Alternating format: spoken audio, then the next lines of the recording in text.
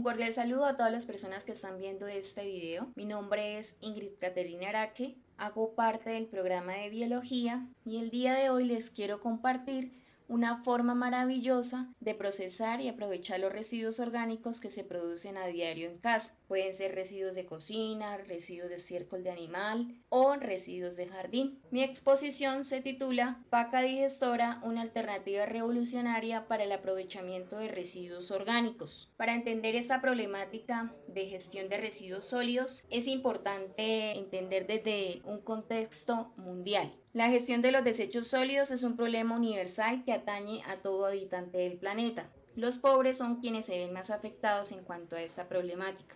La gestión inadecuada de los desechos está produciendo la contaminación de los océanos del mundo, obstruyendo los drenajes y causando inundaciones, transmitiendo enfermedades, aumentando también las afecciones respiratorias por causa de la quema, perjudicando a los animales que consumen desperdicios y afectando el desarrollo económico, por ejemplo, al perjudicar el turismo.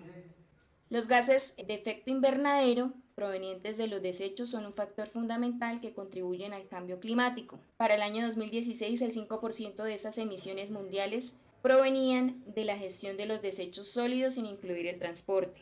Según el informe del Banco Mundial titulado En el mundo se generan anualmente 2.010 millones de toneladas de desechos sólidos municipales. Al menos el 33% de ellos no se gestionan sin riesgo para el medio ambiente.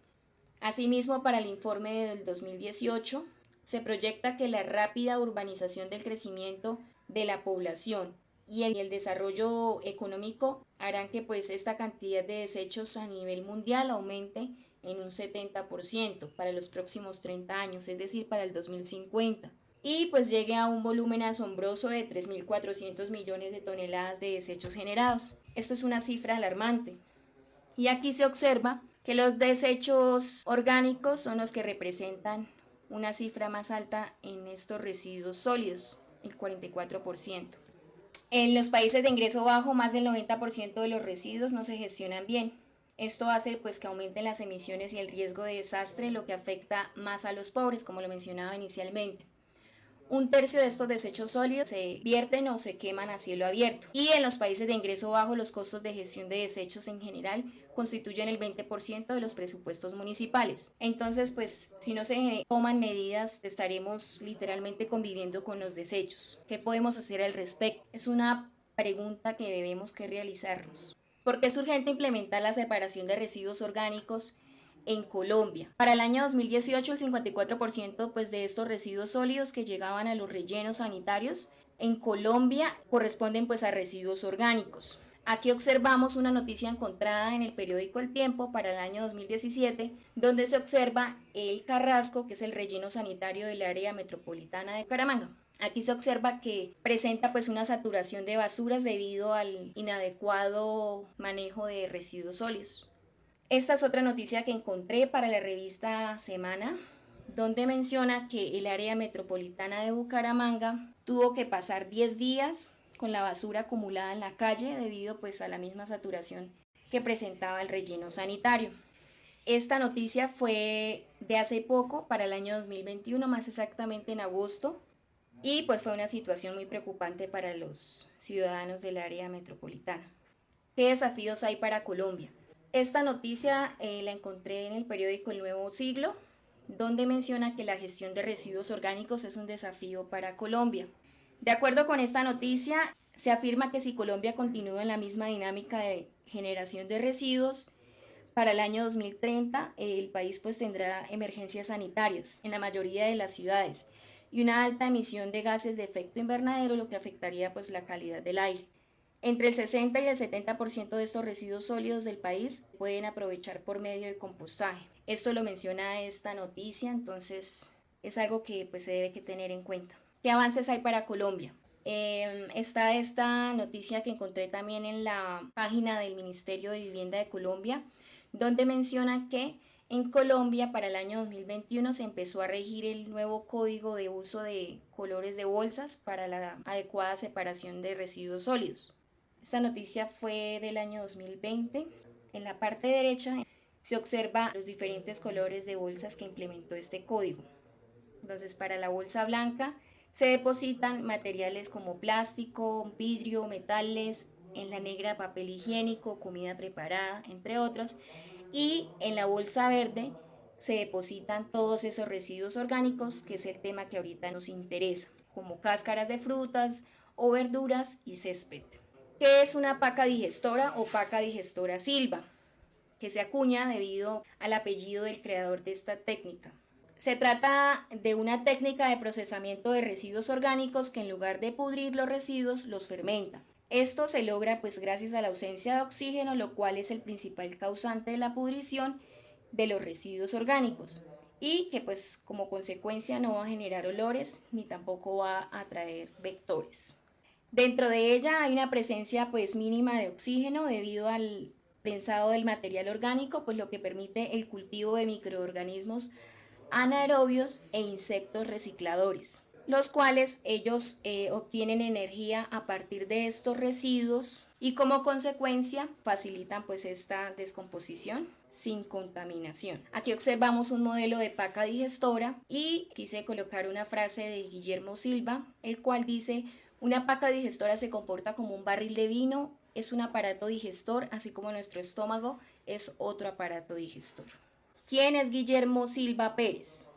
Guillermo es un ciudadano de Medellín, Colombia. Se le ha acuñado como el mago del bosque urbano. Se ha dedicado más de la mitad de sus 70 años pues al manejo saludable de residuos orgánicos. Su búsqueda pues comenzó en el año 1977, cuando en un vivero de árboles vio la manera como un trabajador manipulaba una pila de residuos orgánicos. Para el año 78 él comenzó a reciclar residuos orgánicos en pilas estáticas y allí observó que estos presentaban pues un olor a descomposición y al caminar sobre estas pilas el olor desaparecía. Él es un tecnólogo ambiental y promotor de reciclaje ecológico. Para el año 89 él logró conformar la primera paca digestora de residuos orgánicos. Su inspiración fueron los bosques, pues donde se procesan a diario toneladas de residuos sin pudrición. Él menciona pues que así como el bosque huele delicioso, asimismo funcionan sus pacas digestoras, donde se descomponen media tonelada o 500 kilogramos de residuos orgánicos de manera saludable. Su motivación pues es encontrar una alternativa limpia para el manejo de residuos orgánicos y pues que de esta manera se dignifique la labor de los recicladores orgánicos. Él menciona que esta técnica es una forma en cómo se debe asumir la responsabilidad frente a los residuos orgánicos que se produce a diario. Esta es otra frase súper bonita que quise ponerla acá, el cual fue mencionada por Guillermo Silva Pérez, donde dice: no necesitamos ecologismo para salvar el planeta, necesitamos ecologismo para salvarnos nosotros, de nuestra propia contaminación. Necesitamos salvarnos porque nos estamos sepultando en basura.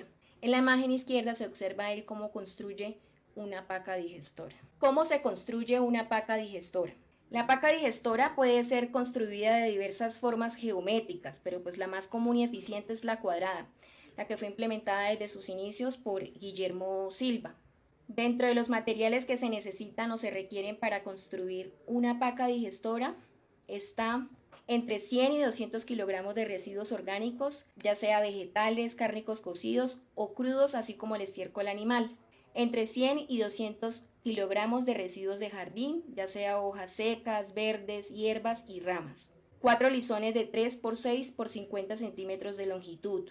4 láminas de madera de 1 metro de largo por 1 metro de ancho. Estas láminas también pueden ser de otros materiales. Lo importante es que sean rígidos y lisos en la cara interna de la caja o del molde, para que pues sea fácil ir subiéndolo a medida que la paca pues se va llenando. También se puede implementar moldes de una altura de 60 centímetros, como actualmente los está implementando el creador de estas pacas. Se requieren de 30 clavos aproximadamente de 2.5 pulgadas para unir la estructura, troncos y palos para colocar en la base de la paca, una balanza que permita pesar los residuos de jardín y los residuos orgánicos para que sean equivalentes, 50% de cada material, y aserrín para agregar carbono a la mezcla y equilibrar el nitrógeno de los materiales de compostaje verdes como los alimentos y el césped.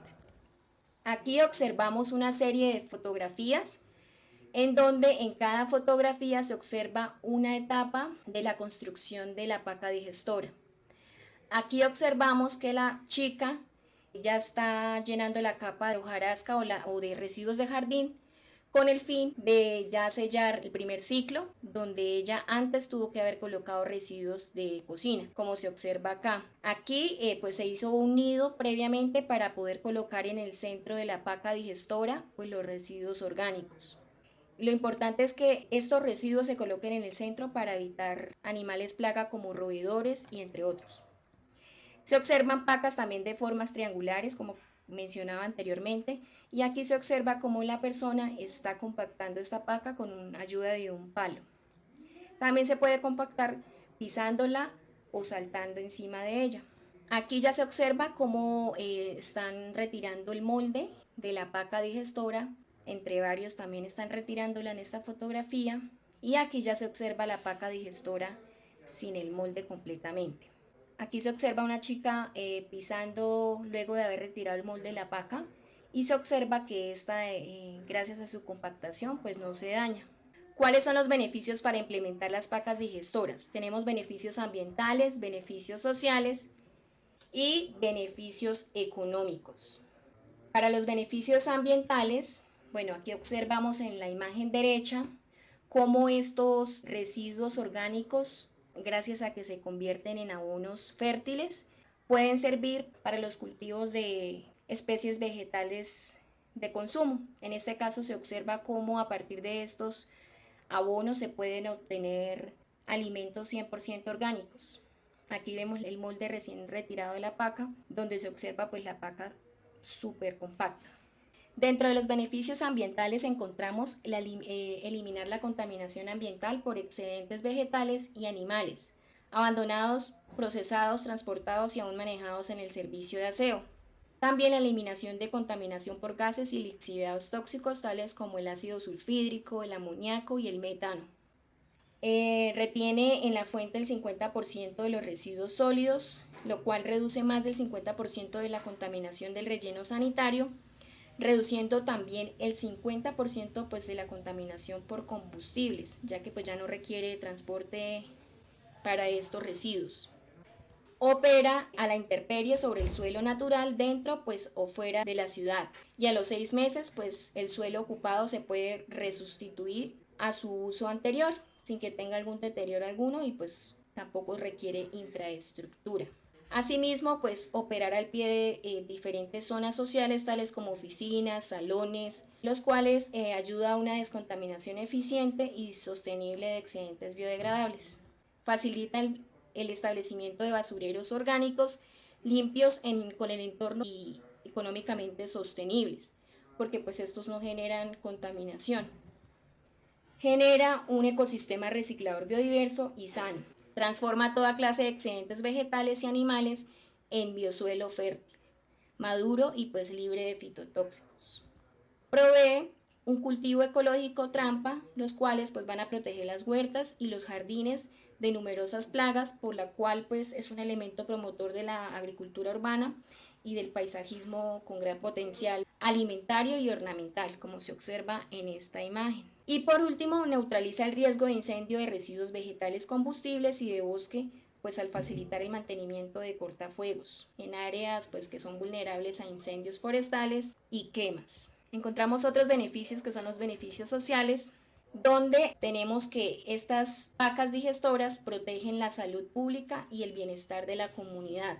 Retiene pues en la fuente el 50% de los residuos sólidos de la comunidad y esta pues los puede procesar en su medio o en su ambiente habitado sin contaminación.